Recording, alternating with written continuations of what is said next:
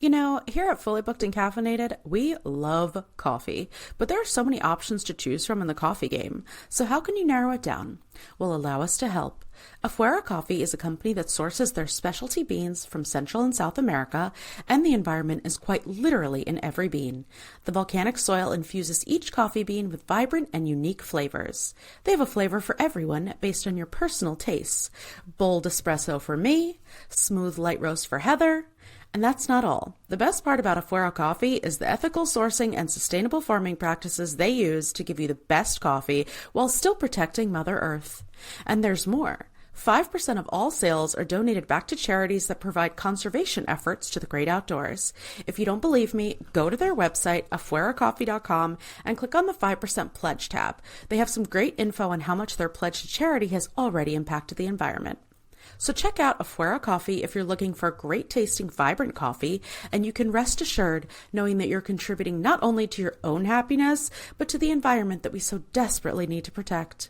This is an exclusive discount for listeners of our show. Use our promo code to get 15% off any product at afueracoffee.com. That's AFUERA coffee.com. Use promo code CAFFPOD, CAFFPOD. Again, that's afueracoffee.com, promo code CAFFPOD for 15% off sustainable and ethically sourced coffee.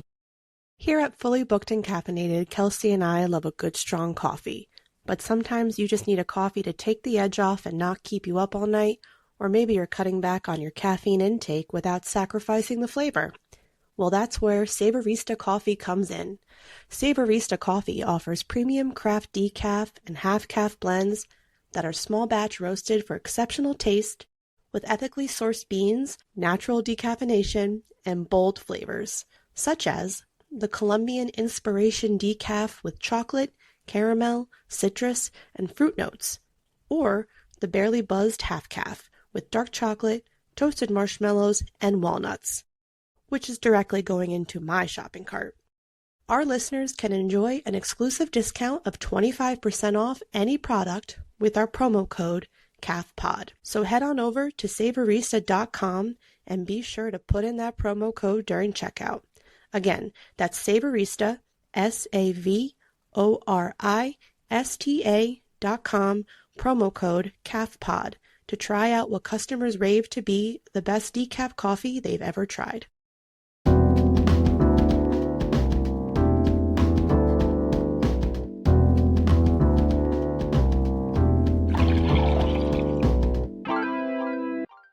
Welcome to your favorite bookish podcast, Fully Booked and Caffeinated. I'm Kelsey.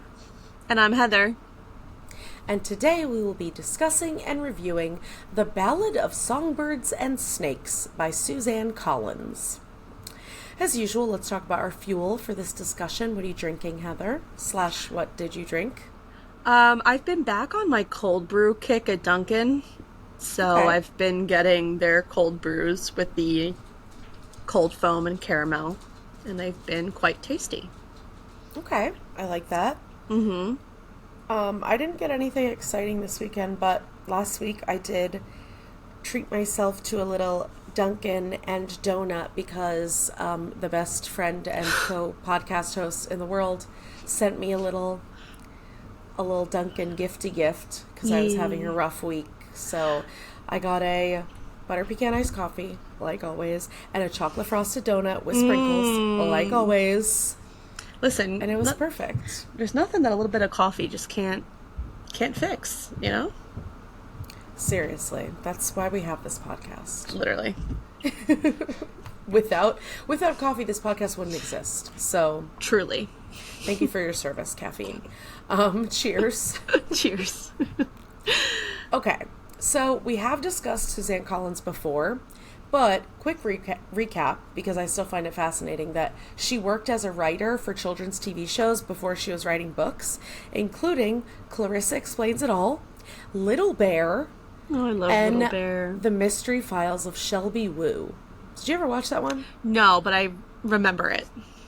I was like, it definitely rings a bell, but I didn't watch it. Mm-mm. And like I've been watching Little Bear recently, so it's like I that's know, so I remember cool. you saying that, and I couldn't believe it's still on TV. So she had another best-selling fantasy series before Hunger Games called The Underland Chronicles. And it's like 5 books. And it seems like it's kind of a fantasy that takes place like hundreds of years ago instead of like dystopian. Okay. Mm-hmm. And then she started The Hunger Games in 2008. So she's a world builder in her books, obviously. Yeah, definitely is. And after the original trilogy of Hunger Games books, Collins wrote 2 prequels, and Ballad of Songbirds and Snakes is one of them. This was published in May 2020, so 12 years after the original Hunger Games, and it takes place 64 years before the first Hunger Games book picks up. Wow, I didn't realize there was that much of a gap between the books. Mm-hmm. Mm-hmm. Because the success of the Hunger Games, and then she's like, why the fuck not? Truly. It was adapted into a movie, which was released in 2023. And the CEO of Lionsgate has said that any future installment will be made into a movie. So basically, as long as Suzanne Collins cranks them out, she's set with the movie rights. Literally. Mm-hmm. So now I was going to ask you if you watched the movie yet, but I know Not you yet. just finished the book Yes. today, so you did not finish it. I finished the book 2 hours ago. So. Yes. So I watched the movie last night, actually. Oh, was it good? Yeah, a lot of it is very close to the book, and the acting is amazing. Good. Like, I'm everyone going to watch it. involved. Mm-hmm. Yeah, acting is so good. Some of the CGI was a little bit cheesy, but overall it was good, and I think, like, seeing it in theaters, the visuals would have worked. Mm-hmm. They just felt a little, like, over the top on, like, just a regular screen. You know what I mean? Okay. What streaming service is it on? It's on Peacock and Hulu. Peacock? Oh, great. Peacock. Netflix. It's on Netflix and Hulu. Netflix, okay. I watched it on Netflix because I don't have ads on Netflix. That's fair. Sorry, all I watch is Peacock, so I'm brainwashed. Mm-hmm. Okay, so we have covered the Hunger Games trilogy, all 3 books, on episodes 10, 45, and 102. So go back and check those out. Even though this is a prequel, you gotta read the Hunger Games books first. You actually do. Like 100%. Otherwise, because it makes the character of Snow much more understandable. Like why 100%. Yeah. Okay, so our story graph, who's it for? Oh boy. It's bad. Oh god. Story graph is ruining everything around here. Okay, are you ready? No, but go ahead. It just starts with a reader who is fascinated. A reader who is fascinated by the psychological descent of a character and the thin line between ambition and villainy.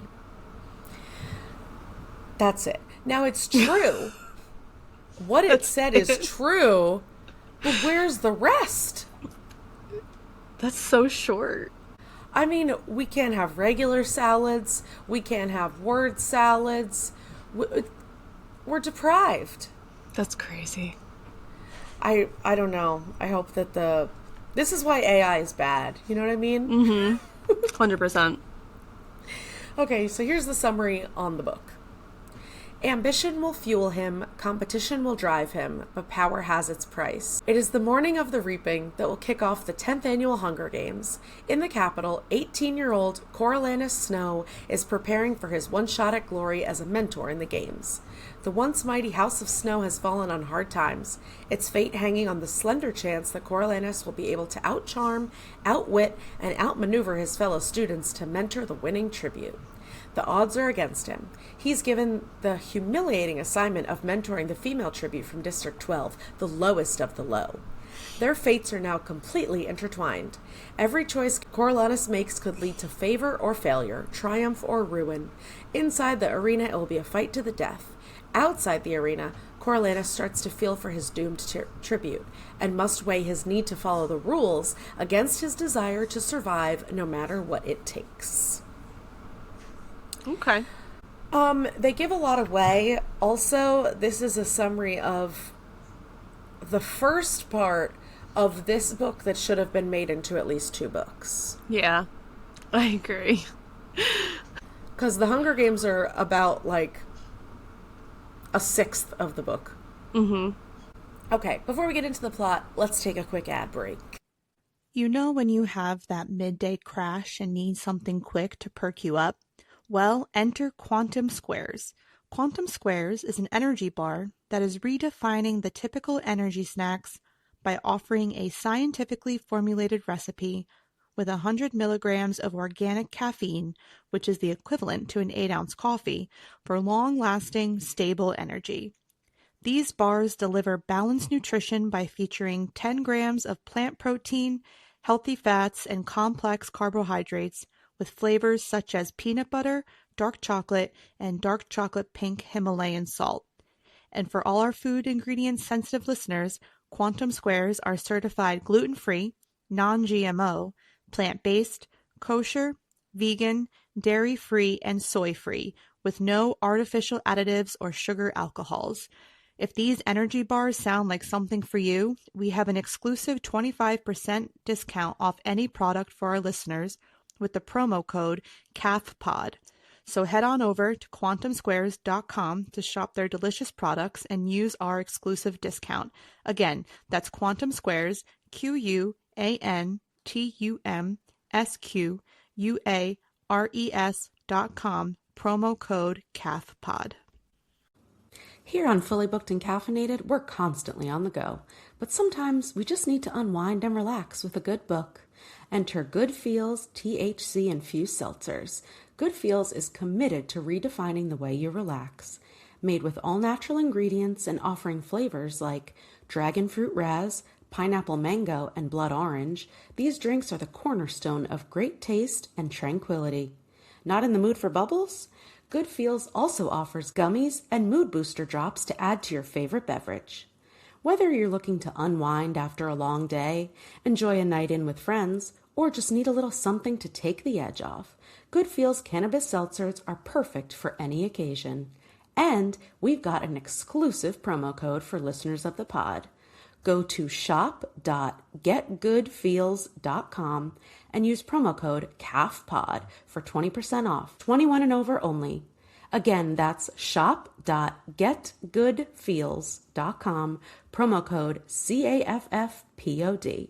Try it out and let us know your favorite time to unwind with a Good Feels Cannabis Seltzer. And we're back. Hello. So, we start out with Coriolanus Snow getting ready for the reaping. He lives with his cousin, Tigress, who is also an orphan, and their grandma.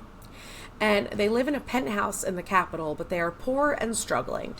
But the Snow name carries a lot of weight and respect, so he makes sure to portray this mask of wealth and excess and not let anyone know that his family is now poor and barely has enough food to eat.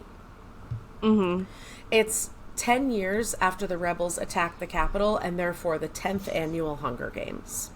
And it's the first year they're doing mentors, and Corio has signed up to add it to his resume and potentially win prizes or money associated with winning the games.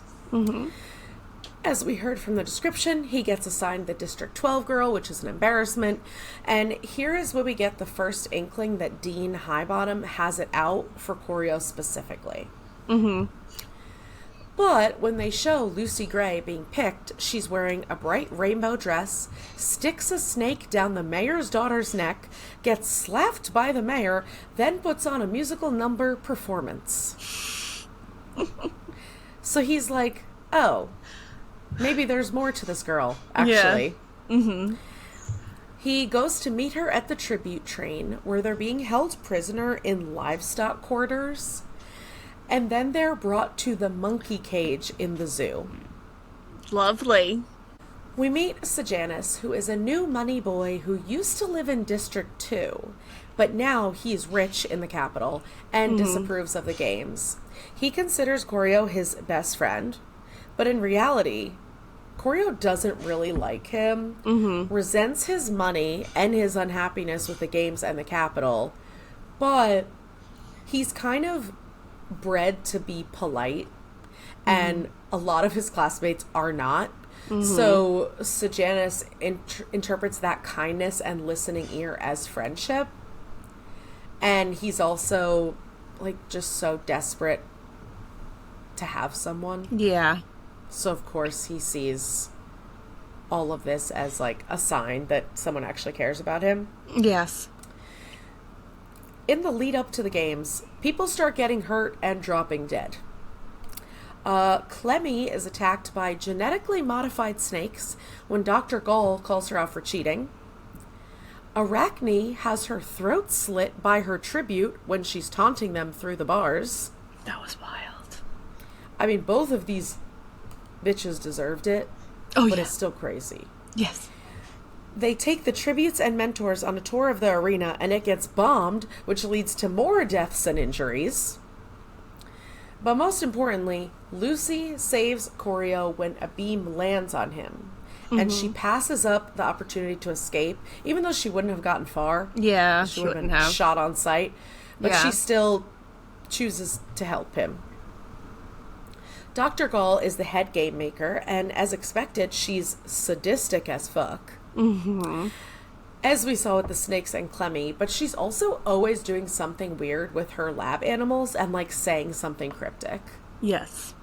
And in the movie, they make her, like, actually crazy. Like she just, everything she does, she walks crazy, she dresses crazy. Like, she's just, she's a Looney Tune.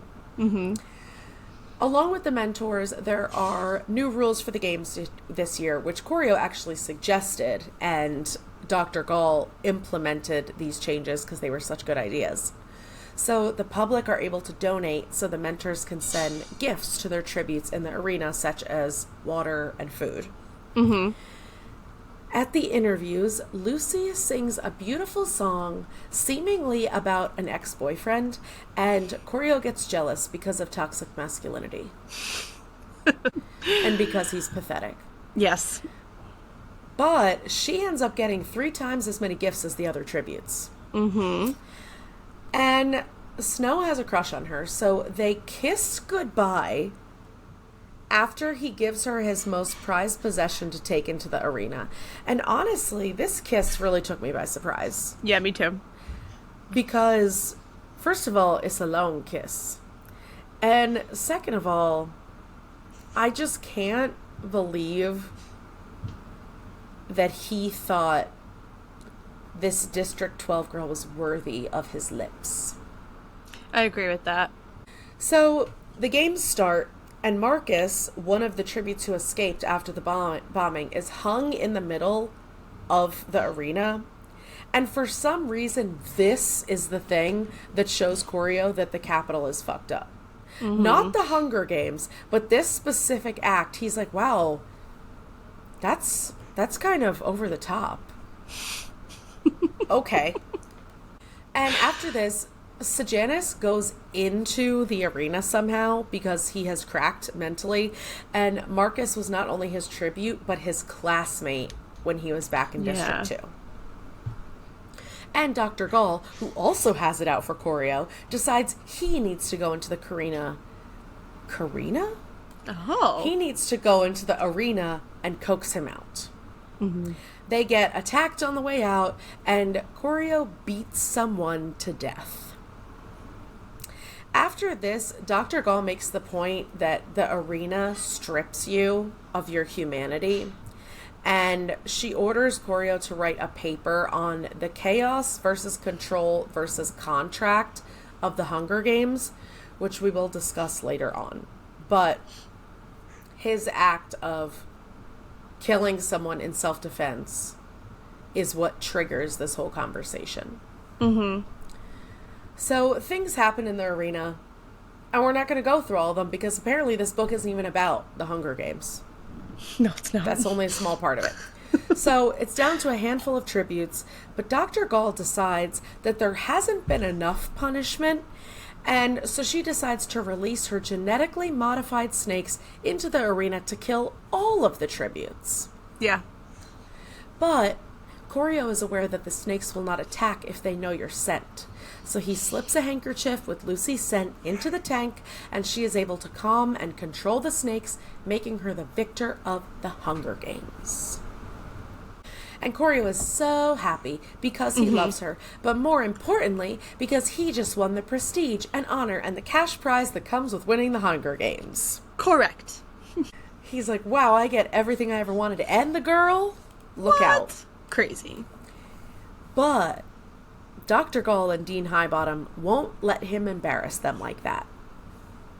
They find his mother's compact that he gave to Lucy, which she filled with rat poison, and they find the handkerchief in the snake tank, which has his father's initials. He doesn't really think things through. No. Well.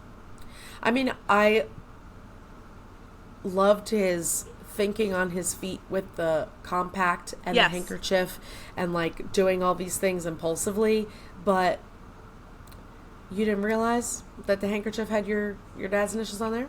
And he's like, I just am so used to having my handkerchief every day. Yeah.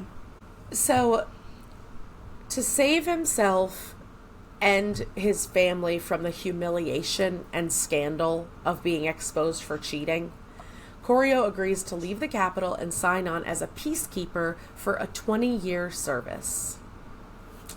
He requests District 12 on the off chance he may see Lucy Gray again, but with the loss of his future and everything he believes he deserves, he's feeling suicidal. Yeah. Until Sejanus waltzes in, since he was also shamed out of the capital. On their night off, they find Lucy performing with the Coveys, and Lucy and Corio are so happy to be reunited. They're kissing, and they're in love, and she's introducing him to her whole family. Every time I read it, I'm just thinking about how Lucy has disappointed me, but we'll get to it. I should mention, Corio's internal monologue is fucking insufferable.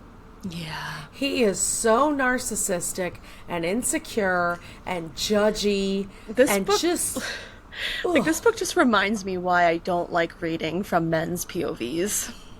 Ugh. It was awful. Meanwhile, Sejanus is obsessed with doing the right thing, despite him being impulsive and awful at figuring out what the right thing is.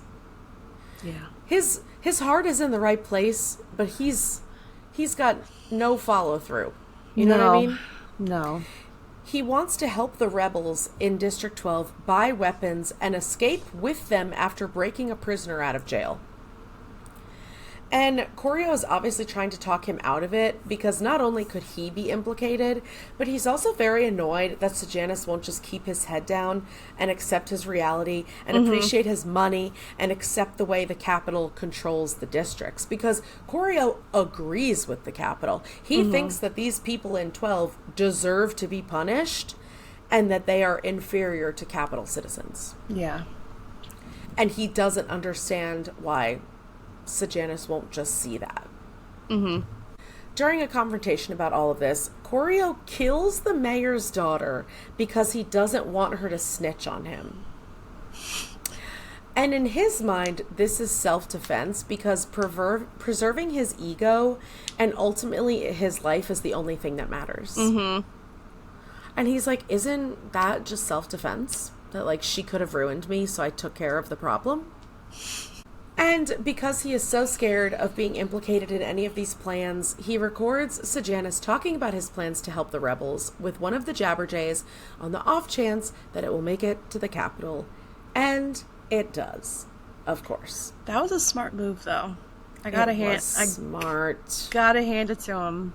I hate this guy, but he knows what he's doing. Correctamundo. I mean, he's just so conniving. Yeah. That all of these things, that like cheating and hurting other people and covering his own ass, just comes naturally to him. So Sejanus is captured and sentenced to hanging for treason. The absolute betrayal from Corio. And he feels like a little bad for a couple minutes, but he forgets about it pretty quickly and rationalizes that Sejanus kind of deserved it. And of course, he's like, cool, maybe his mom will still send me treats. Which, not for nothing, I was like, wow, I want all of this food that mom is making. Truly.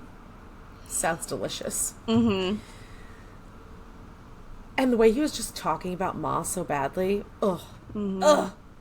God, I hate this man. Okay.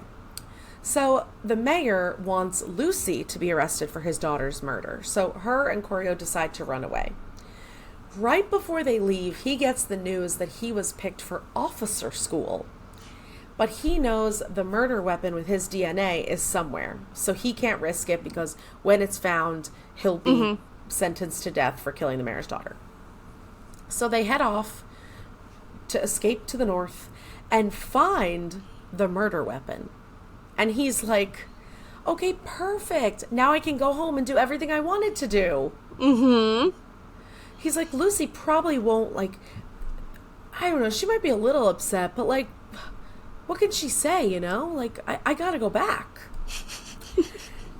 And now, this next part isn't explicitly clear, but Lucy goes off by herself with the excuse that she's looking for food. Mm-hmm. But she actually is hiding from him, which he deduces is because she realizes he was responsible for Janice's death. Mm-hmm. We don't know that for sure, but it correlates. Mm-hmm. And because he suspects this, he goes out hunting her with the murder weapon because she's the only one still alive who knows that he killed Mayfair. Yeah. What a and plot twist. He's like, oh, I probably shouldn't be looking for her with this gun. 10 seconds later, he's shooting into the woods, just wildly, like a machine gun. But she escapes, and he never finds her, so he heads back to District 12. The next day, he's taken back to the capital under the guise of starting officer training, but he meets with Dr. Gaul, who basically says she was fucking with him the whole time. Yeah. And now he's going to university to study, to help with the Hunger Games and be a future game maker. Mm-hmm. And, like, basically, she sent him to peacekeeper training to, like, build character or something. Mm-hmm. He also poisons Dean Highbottom because he's a killing machine now. And in his mind, revenge is also self-defense. In the epilogue, Corio is back in the capital, semi-adopted by Sejanus's family, and finally living the wealthy, comfortable life he believes he deserves.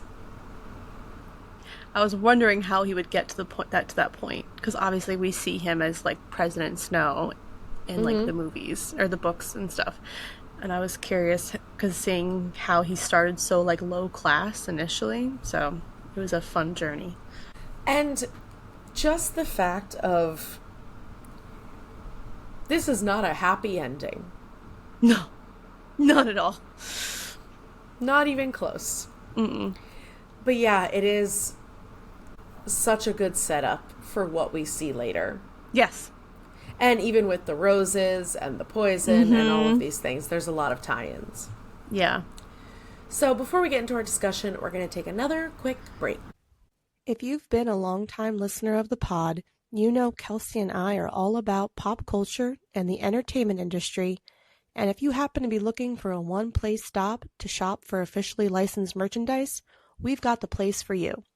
Old Glory is the ultimate destination to shop, offering over 300,000 items for music, sports, entertainment, and pop culture fans. This family-owned superstore has provided high-quality clothing and accessories since 1969, featuring the world's most iconic bands, sports teams, fan-favorite apparel, and quirky gifts, which means there's truly something for everyone. With free standard shipping and same-day order processing, Old Glory delivers fast and reliable service with every purchase. So whether you are shopping for yourself or looking for that perfect gift, Old Glory is your one-stop shop for iconic, high-quality merch, and our lucky listeners will receive an exclusive 15% off any product with the promo code CAFPOD. So head on over to oldglory.com to begin shopping their wide range of high-quality merchandise and get that exclusive discount. Again, that's Old Glory, OLDGLORY.com, promo code CAFPOD. If you're a listener of the pod, you know that Heather and I are booked and busy. We're always looking for ways to make our life easier and to boost our energy and focus, which is why we've got a company for you to check out called Strong Coffee Company. Their instant coffee and latte options not only provide a quick route to your delicious morning coffee, their blends are also infused with 15 grams of grass-fed protein, 5 grams of MCTs, 250 milligrams of adaptogens such as ashwagandha and theanine. If you're like, what the heck does all that mean? It means you'll be getting much better sleep, more mental clarity, and no jitters or crashes. Better sleep means more productivity and more energy to do things you love, like read and listen to this podcast.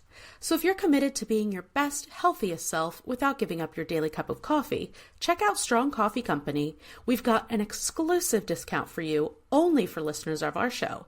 Head to strongcoffeecompany.com and use promo code CAFPOD to get 20% off any product. This is the highest discount Strong Coffee offers, so make sure to use this code ASAP and let us know what you think. Again, that's strongcoffeecompany.com and use promo code CAFPOD. And we're back. Okay. So, it's not as often, especially in a YA book, where we get a character who starts and ends as a villain. Yeah. Were you, even despite knowing where the Hunger Games picks up, were you surprised that Corio didn't change or grow? No, I don't think so. Because I think, it was hard to envision him as anything than who, he becomes. So, I will admit, the plot twist of him, falling for Lucy Gray kind of shocked me. I didn't really see that one coming. And the way that he was towards her pre and during the games was, interesting. Because, again, I felt like he showed more compassion than he does realistically. But his actions, other than that, were not surprising. Mm-hmm. I think it was interesting that he never had a moment where he changed his mind, where he changed his behaviors. And it's interesting that this is how she chose to start his villain origin story, where I would think that there would be something specific that would turn him into the horrible person that he became, right? I agree. But instead, he was fucking born this way. Mm-hmm. He was this way since he was younger. His dad was this way. There is no villain origin.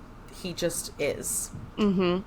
And so I thought that was a very interesting, because she could have written it either way, you know? Yeah. But yeah, I was shocked that even in the height of his relationship with Lucy, he's still exactly who he is. Mm-hmm. No compassion, no understanding, nothing. No, and he just kind of feels deserving of everything. Mm-hmm. Which brings me to the love story. I was shocked. Shocked! It obviously points to the fact that Lucy's very trusting, despite her claiming that it's hard for her to trust people. Mm-hmm. And obviously because his existence is linked to her survival from the Hunger Games. So they have this kind of trauma bond. Mm-hmm. But the fact that Lucy always sees the best in people and is completely bamboozled and gaslit by this narcissistic killing machine was shocking to me. Yes. And it made it so that I couldn't root for Lucy. I agree with that, because I also feel, she was kind of presented as this very strong female character, considering what she does when she's chosen in the Reaping. And, she just is so much of a performer. So I wasn't expecting her to cave in as much as she did regarding her relationship with him. Mm-hmm. I don't know. I feel like it's hard. You see, it's hard not to compare her, though, to, Katniss, too, because, Katniss was such a prominent female character, in the Hunger Games, obviously. And I feel like I was kind of... I don't know. I just didn't expect it. Mm-hmm. Yeah, I think the way she behaved and the way she, like, connected with him in the lead up to the games made sense, right? Because Tigress told him, you know, she's never going to trust you. Yeah. Or she's never going to open up to you unless she trusts you. So he did have to do those things to gain a little bit of her trust. And so I understood why they needed that for that relationship before the Hunger Games. But for it to then turn into a romantic thing, when he feels that he's so above everyone who's not in the Capitol, and even he's above a lot of the people in the Capitol. Yeah. And for it to still be so strong when they find each other back in 12. And I think, you know, part of it is because Lucy isn't really blinded by the hierarchy, right? Because she doesn't see herself as district. So it's not like she is like, oh no, I can't fall in love with this capital citizen who's now a peacekeeper. She just kind of sees people as people. Yeah, that's a good point. And I think that's what allows her to not see him for who he is, because we know that he's an expert at having this mask, right? And like portraying himself as someone different. So he was able to bamboozle her. But I hated it because he also bamboozled Maud Ivory. Yeah. And I fucking like that. Yeah, sweet little Maud. So a big thing, obviously, in this and all of the Hunger Games books is the attitude towards the war and towards the dynamic between the capital and the districts. So we see it obviously differently in every single character. So Lucy is very positive. She doesn't see herself as district versus capital. She's just existing with her family, trying to do what she enjoys doing while making other people happy. Corio, who is a pompous, entitled asshole, despite not having 2 pennies to rub together, but he would never consider himself on the same level as someone in the districts. Yeah. And he thinks that his name alone makes him worthy of respect and prestige, etc. Tigress, on the other hand, grew up just like Corio, and she is clearly a loving, giving person. She doesn't believe that Lucy is a subhuman creature just because she lives in District 12. Yeah. And you know who does? Their fucking grandma. Their grandma believes the media brainwashing and propaganda that the district citizens are disgusting and bloodthirsty and basically a different level of human than they are. And the majority of Corio's classmates feel this way also, which is horrific because this is just, you know, evidence of racism isn't, you're not born racist. Racism is taught. Yes. You know what I mean? Sejanus has lived in both the districts and the capital, and he's disgusted by the difference. He doesn't understand how capital citizens can justify the Hunger Games. All of this to say, it feels very comparable to how our country is existing right now, as it usually does in these dystopian books. Yeah. But there's the people who are brainwashed by the media. There's the side who can't believe that anyone could justify the criminal and heinous acts our government is carrying out. And then there's those people in the middle, like Tigress, who don't necessarily agree with the government, but they have a hard time believing that they or their family would be affected by the horrible things. And also that they can't really make a difference, or that all they can do is control how they treat other people and how they treat their family, and not fix what's wrong with the capital and the districts. You know what I mean? Yeah. Yeah, so it feels so, especially with like the media and the brainwashing part, and with the fact that the grandma is like older and obviously lost a lot and lived a lot through the war. Yeah. And refuses to ever change her mind about that. Even when she starts to warm up to the idea of Lucy, it's kind of like, oh, well, then she can't really be district. Or, you know what I mean? Like, yes, there's always a rationalization so that she doesn't have to admit that she's wrong. Very much so.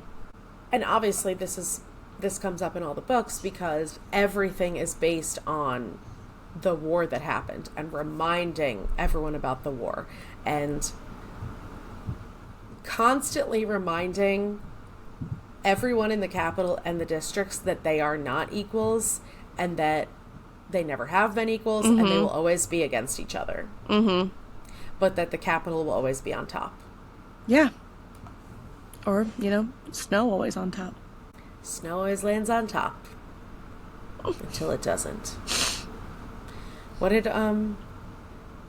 Longbottom say? High bottom? Not Neville Longbottom. Whoops. Wrong series. He said that's the sound of snow falling. Yeah. Okay, so obviously there's big themes of resilience and survival. We know that the district citizens are very resilient because they have to work much harder to survive when the capital is actively trying to kill and punish them. And it's interesting the attitude towards the Hunger Games in this book versus the trilogy because by the time Katniss comes around, the games are a spectacle. Yes. It's a huge event which everyone watches, required watching. They pour money into it and everyone says it's a reminder of the rebellion. Whereas in this book, the rebellion and the war is still very fresh, so they frame it as a direct punishment to the rebels instead of a reminder. And it's crazy because Sejanus says it at one point. He's like, the kids who you're taking into the Hunger Games were 2 when the war happened. Like, they have nothing to do with it. But They shouldn't be held responsible. Exactly, but we find out in the later books that it's because the capital wants to show the citizens that they can take their children the same way that some of their children were taken in the war, And I really did like how a lot of it, how these Hunger Games are so different, but so much is alluded to of how it became the spectacle that it became.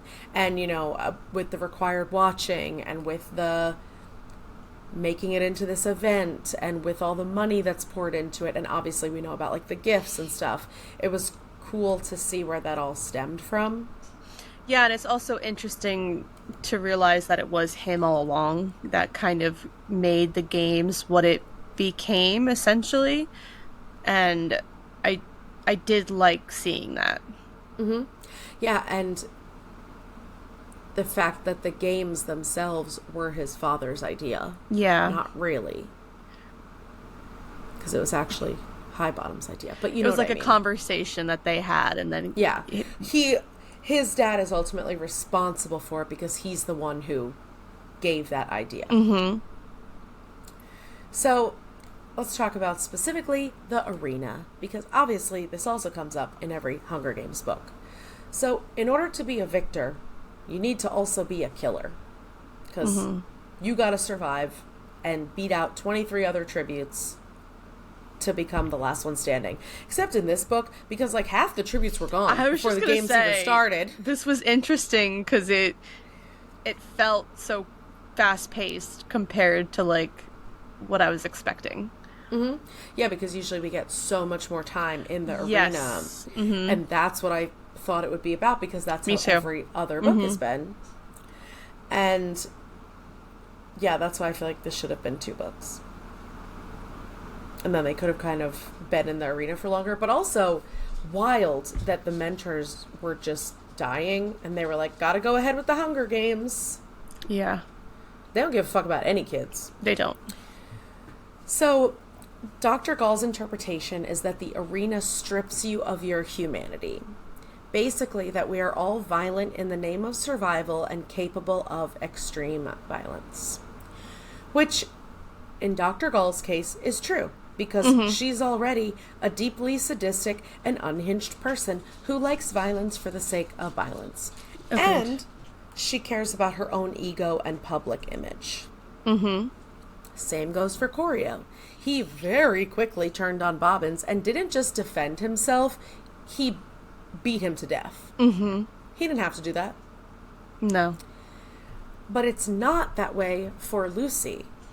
she not only doesn't want to kill anyone, she relies on her intellect and planning and not a base desire for violence.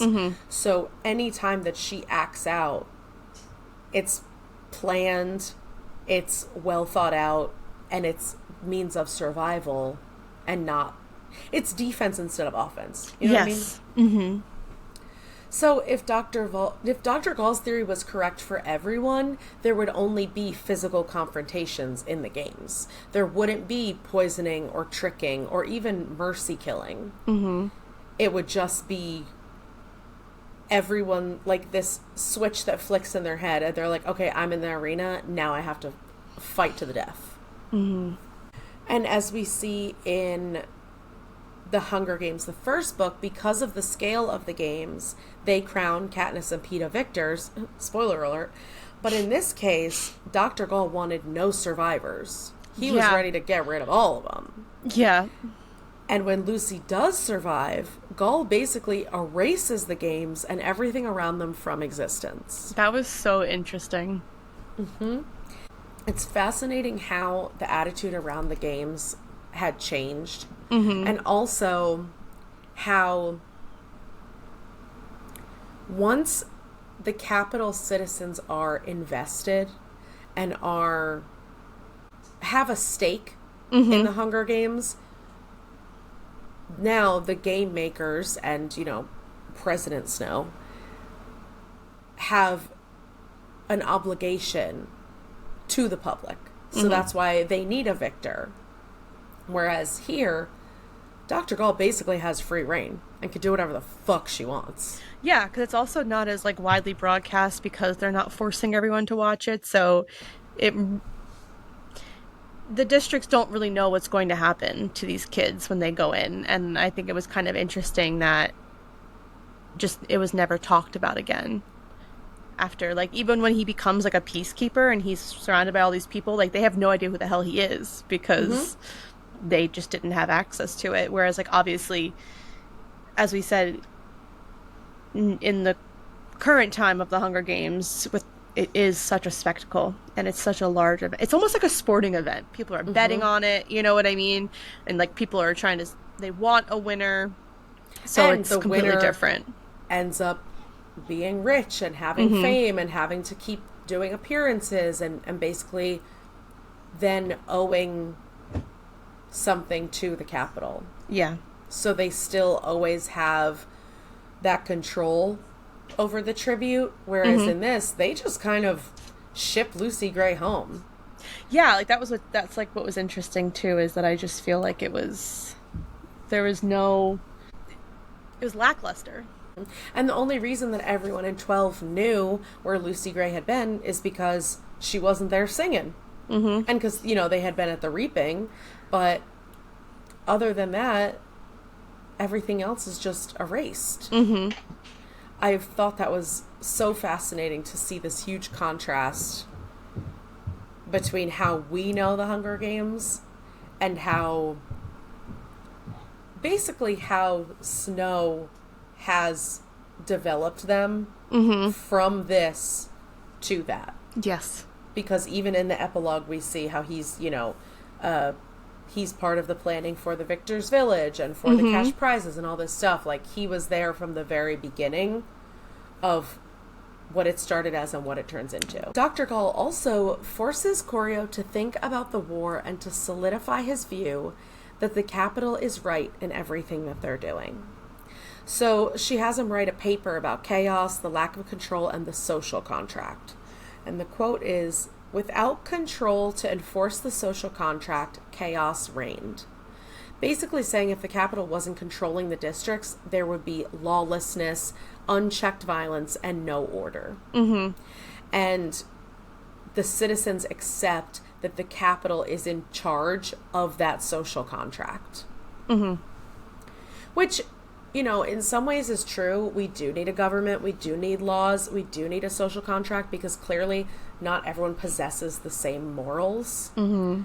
But the problem is that no one is asking, would there be a better way to control the districts? Instead, the question is how to crack down and make life for the districts even harder. Yeah. And to publicize the Hunger Games even more to display the Capitol's power and to keep that iron fist pushed up against the districts instead of giving any ounce of freedom, because the Capitol is so scared of losing their upper hand like they did during the war that they think if they even give an inch to any of the districts, that's going to be their undoing. And that's why, you know, like one of the quotes in one of the Hunger Games movies is that like fear is this insane motivator for people, because while Dr. Gaul thinks that, you know, when you're scared, you turn into this like brutal, violent, you know, non-human creature, in reality, people will do a lot of things out of fear that they wouldn't normally do. And so it does allow this kind of doubt to set in, or this kind of restlessness. And the fact that it's been done before, only 10 years ago, makes it a lot more believable that it could happen again. You know? It's so close. Yeah, it was just like interesting because I feel like when Dr. Gaul was first introduced in the book, I didn't necessarily realize like how evil she was going to be.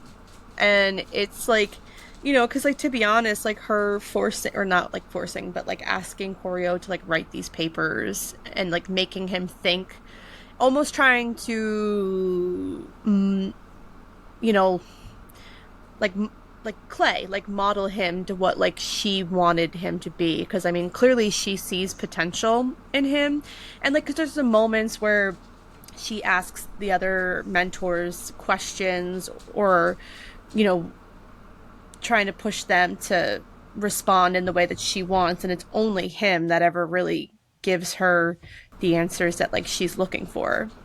You know, she doesn't really get much pushback except from like, how'd you say his name? Sejanus. You know, like that's the only person who's willing to push back, and that's because he's not Capitol born.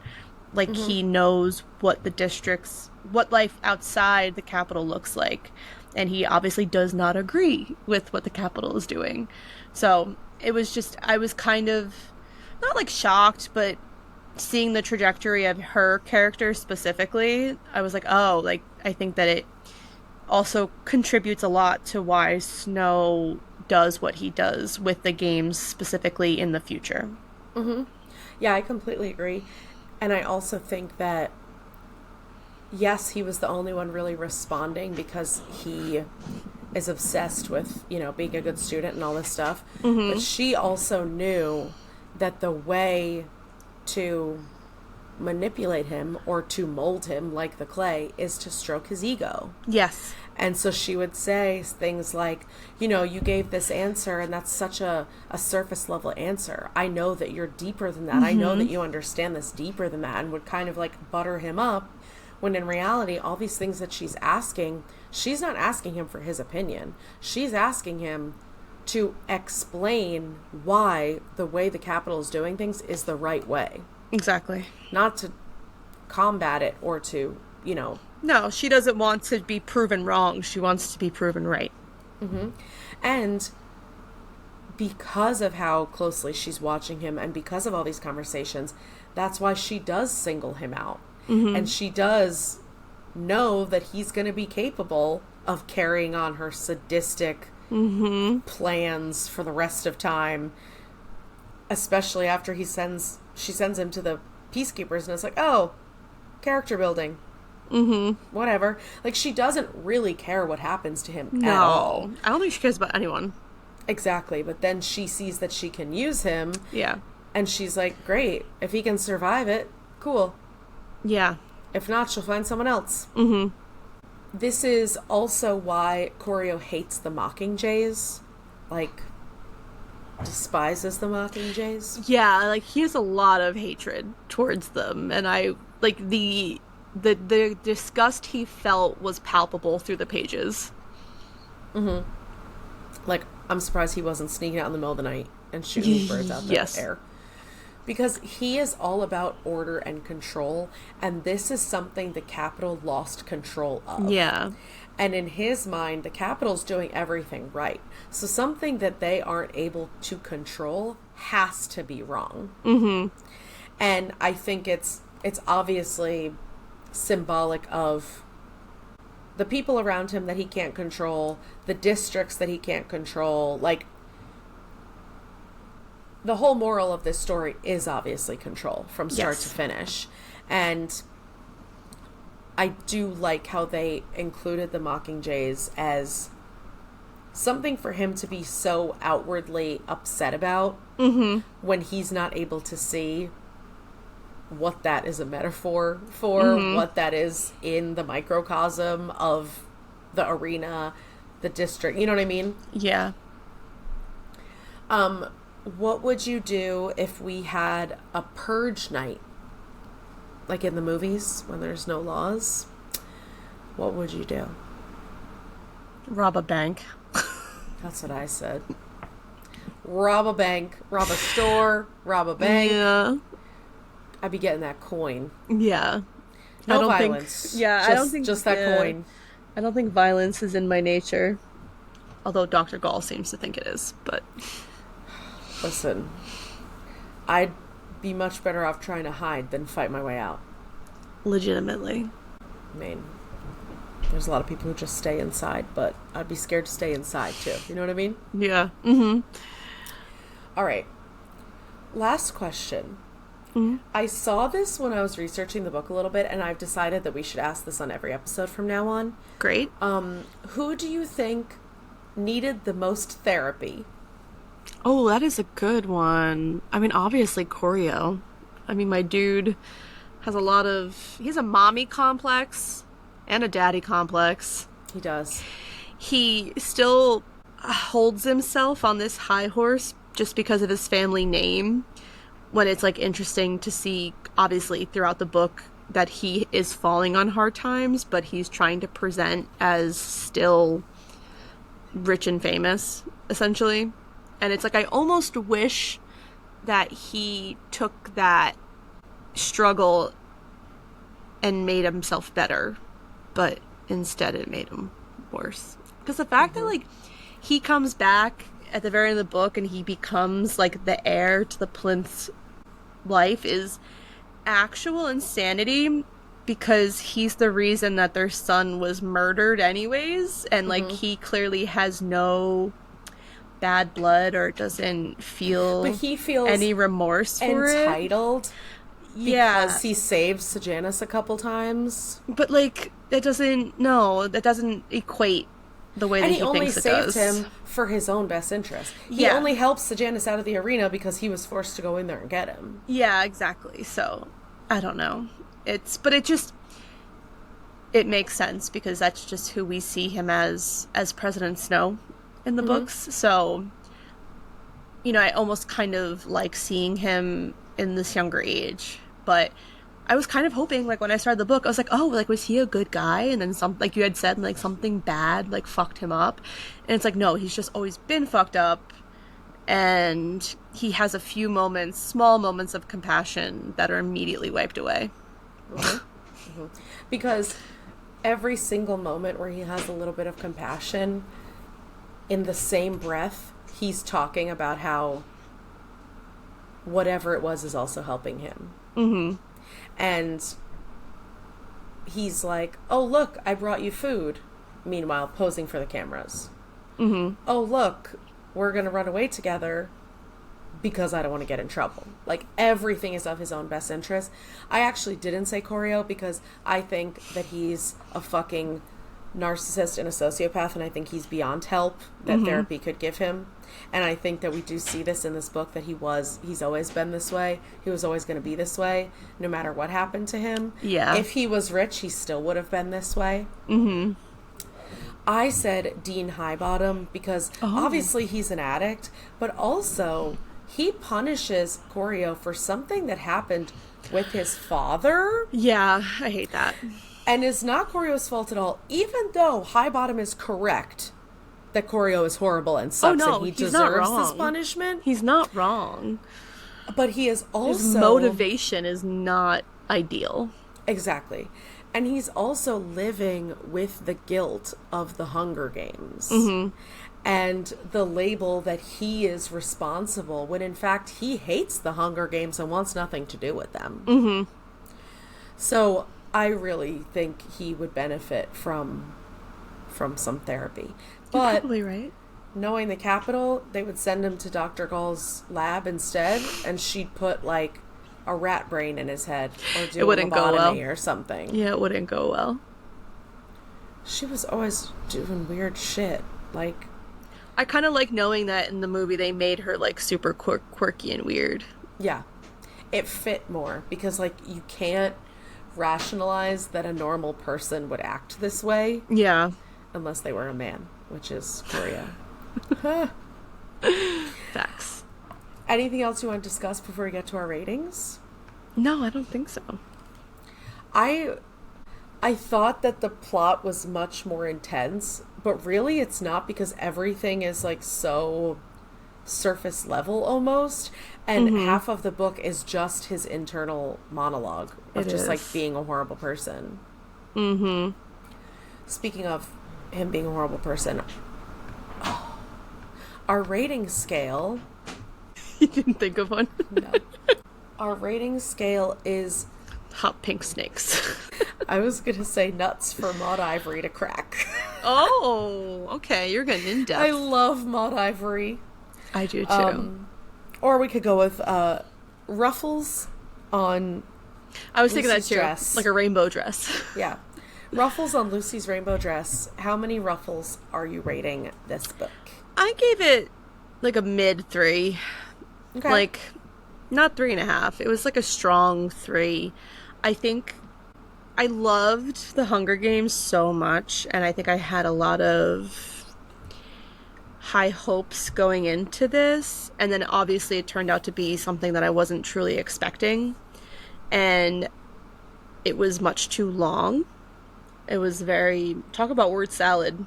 There was a lot of word salad in this. There was just a lot of... I skimmed through a good part of it because I also had to finish it in time. So, like, you know what I mean? Like, it was hard for me to focus sometimes, and which is, like, disappointing because I love Suzanne Collins and I loved the Hunger Games series. So, I mean, I'm not going to hold it against her. You know, it's just... I just don't think that this one was for me, per se. And I agree. I kind of wish that there was some monumental incident that occurs that makes President Snow who he is as we see him in the Hunger Games. It just feels like he just feels entitled and is just evil because he was born that way, which is like fine for a villain story, but I think you kind of want more of a better, interesting origin for like that kind of character, considering how fucked up he is in the Hunger Games. Yeah, I mean, they even do it in, like, the Spider-Man movies and stuff, you know? Everyone's got to have an origin story. Yeah. Yeah. And, like, I don't know, I kind of wish that Lucy Gray had more of I wish there was more of her. Like, I wish that there was more of her characterization and, like, what she went through.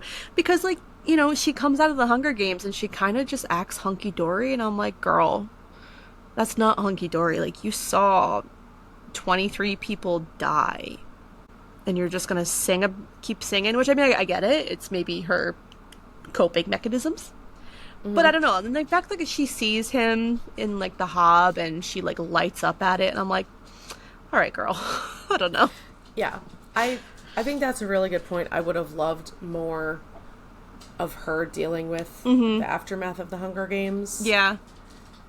I also I rated this 3.5 ruffles on Lucy's dress. I think I would have hated this if I didn't know the Hunger Games universe already, because I agree. part of what I liked about this was the nostalgia, was like the Easter connections. Eggs. Yeah. Exactly. Like, even them looking for the Katniss by the lake, like the connections to the stories that I love and seeing where it all started.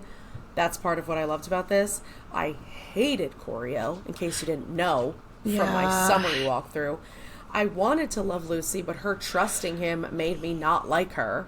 Yes, I was kind of hoping for more of pushback from her, and so that was kind of like, she kind of just like folded and immediately, and I'm like, oh.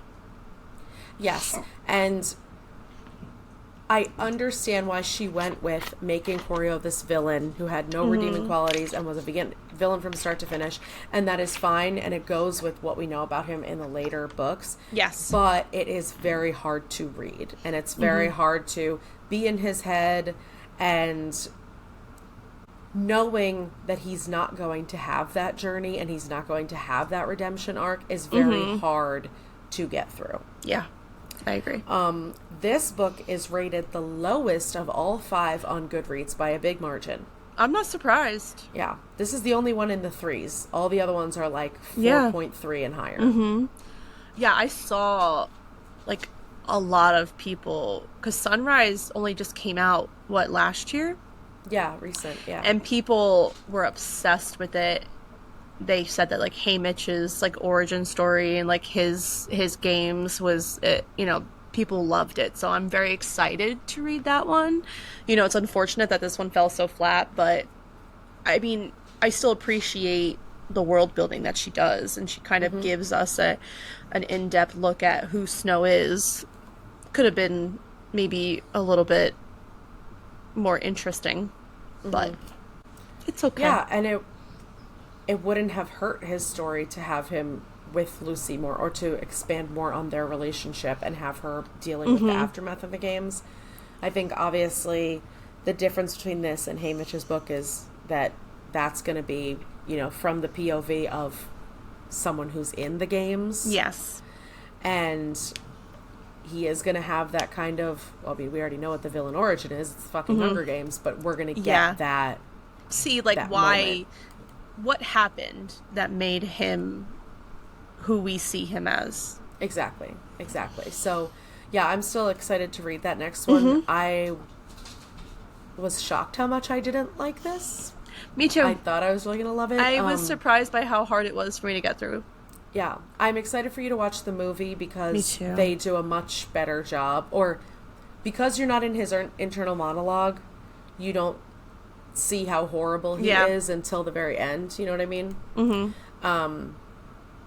But yeah, so we're almost done with the series, and hopefully we'll end on a high note. Is she doing a 3rd book? I can't remember. I don't think so, but I couldn't remember. If she does, I mean, I'm gonna read it. It'll be made into a movie, so she's gonna make that buck. No, the casting for this movie was so good, so good. All right, anything else you want to add? No, I believe that sums it up, my friend. Sure does. Well, that's all we have for you today. If you like what you heard, please make sure to follow, subscribe, and rate and review the podcast on whatever platform you're listening to us on. If you have any book recommendations or questions for us, you can email us at fullybookedcalfpod@gmail.com. Also, be sure to follow us on TikTok and Instagram at fullybookedcalfpod to see our upcoming reads. You can also now watch our episodes on YouTube. Our username is the same there, fullybookedcalfpod. Thanks for checking us out, and remember, if you need us, we're fully booked. Bye! Bye!